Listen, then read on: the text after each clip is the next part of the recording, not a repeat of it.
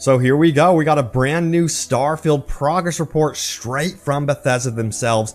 And yes, a key Bethesda studio looks like it is now helping out with Starfield. This is great news for the future of this game. I'll explain in just a moment. Plus, E3 2022 is officially canceled.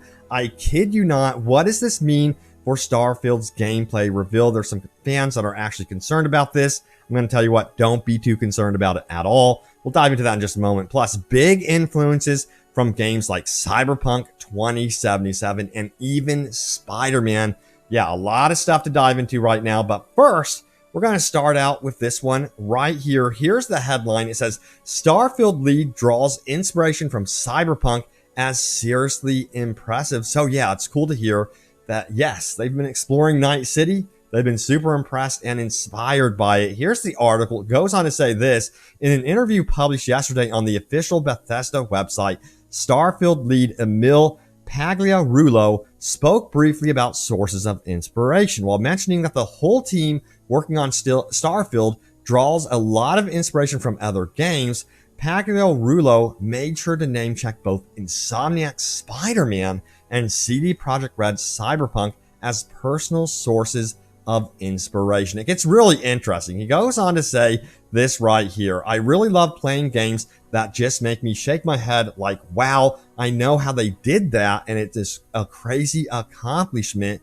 And he was referring to Spider-Man and, of course, Cyberpunk. Now, he goes on to say this. The lead designer also cited Cyberpunk as being seriously impressive from the standpoint of creating a giant open-ended environment in Night City. And what we do know with Starfield compared to Cyberpunk is we will be getting this neon-lit dystopian type cyberpunk city. Now, they do describe the artwork that we see here in the art assets of Starfield as NASA punk, that it's going to be super realistic.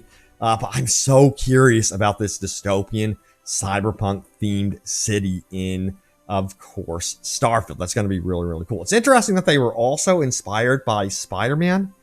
That has me very curious because of traversal mechanics in, of course, Spider-Man. So, yeah, I'm not going to speculate too much about this, but I am really, really curious as to what is going on with that reference right there.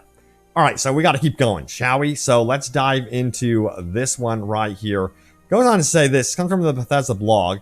It says right here, let me zoom this in for you all. It says, now that we're in full production, the majority of my team is spent either meeting with the designers to help guide their work or play testing the game constantly to gauge our progress and see what might need to be adjusted. You know, our unofficial studio motto is great games are played, not made. I love that.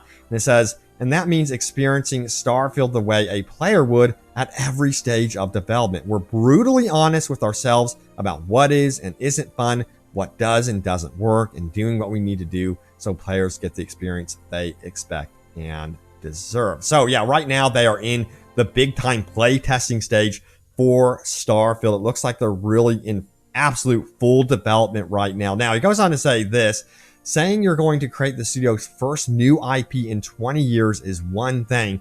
Actually pulling that off, that's a different story. It's been so awe-inspiring watching Starfield morph into this amazing game little by little, and with us covering so much new ground, there comes a point when you're working on a game and it's just kind of a mess, especially early on, because newsflash, that's what game development is. But then you get to that point where systems really start to come online and things start to work well and gel, and you see everything forming into a vision you had when you first started on this crazy journey.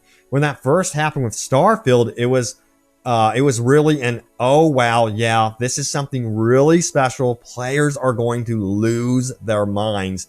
Now we just have to finish it. So they are super, super confident with what they have created with Starfield.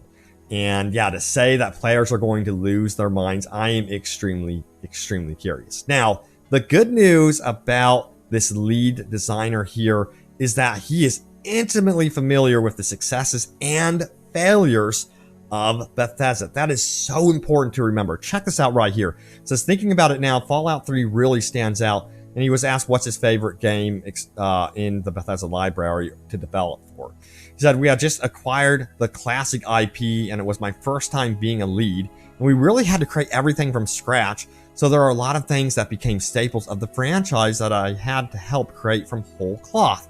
That's the lock-picking minigame, the dialogue system, some of the new creatures and weapons, meeting Liam Neeson to record his lines. How can you beat that?" And you know, Fallout 3 wasn't a huge game really, not by Bethesda standards, but it was tight, and it was really well received. So there was this sense of not only did we not blow it, we really had created something special that was an exciting time.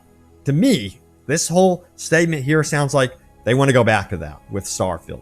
That gets me excited. That gets me hopeful for this game. I'm not going to try to overhype it too much, but I really, really think they want to go back to the roots with Starfield and make something that even competes with the likes of course, Skyrim. Even, you know, Phil Spencer of Xbox has said on record that he wants players to play Starfield more than they've ever played Skyrim, which is saying something. Now, let's keep going here. This is big news right here about a Bethesda studio.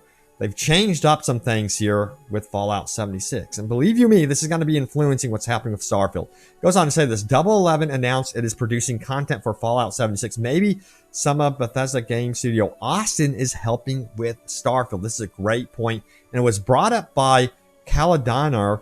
And hopefully I didn't butcher that name. Sorry if I did.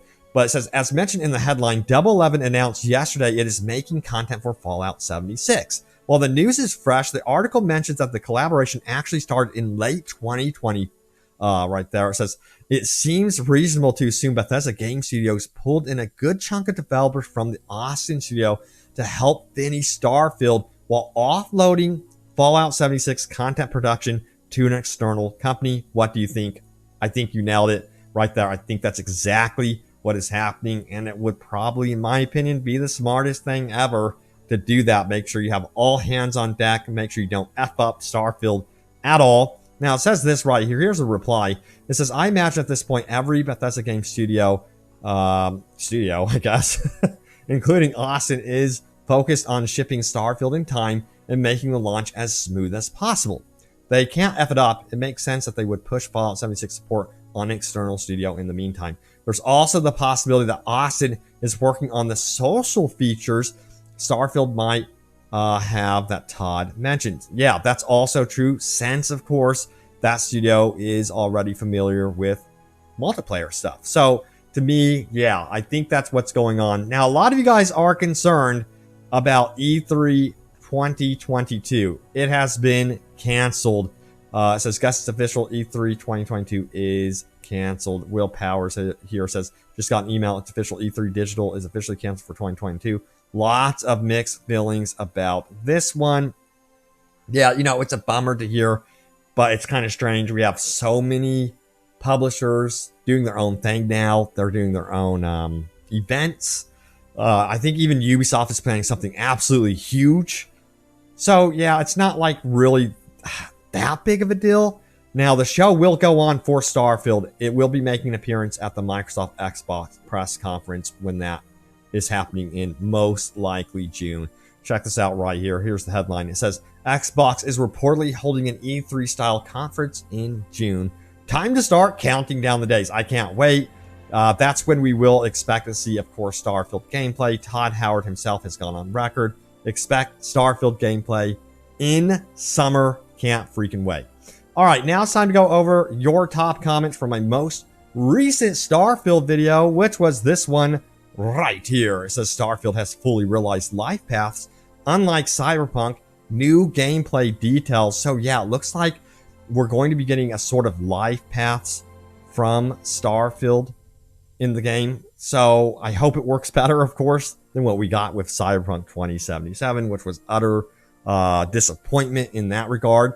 But yeah, let's see what you guys had to say about this one right now, shall we? So first of all, we have our top comment here, or one of our top comments here, from I Record with a Phone, who says this: I'm trusting in the creative talent at Bethesda, never the executives. I'll believe it when I see it, but this does sound great. I totally agree with that one. Then we have Brian East, who says this: Gotta be honest, guys, I need to see these sort of things in game, not on paper. I totally agree 100%. You know, I'm also saying, you know, be careful what you pre-order anymore as well. Now it says, I hope they go this route, just like I hope they did it with Cyberpunk while CD Projekt Red was still promoting that game pre-release. We'll see. Absolutely. We'll have to wait and see what happens for sure. Then we have Joseph Diaz, who says, at this point, I wouldn't trust anything any developer says until the game is out and reviewed by those I follow. Yeah, you know, you can trust reviewers. My whole thing is I just stick to my own opinion, whether a reviewer likes the game or not, whether the community hates the game or loves it. If the community hates it and I love it, I'm still going to love the game. That's just how I am with gaming. And I recommend you guys just finding your own way and enjoy what you want to enjoy. That's just my assessment of things. But yeah, there's going to be some really good reviews up. But it was interesting mentioning these reviews. Cyberpunk came out, and I remember that was getting like 9s and perfect scores. You guys know how that turned out. That was like, wow. So trust in yourselves. That's what I have to say. Maybe your immediate friends when the game comes out, and yeah, go from there.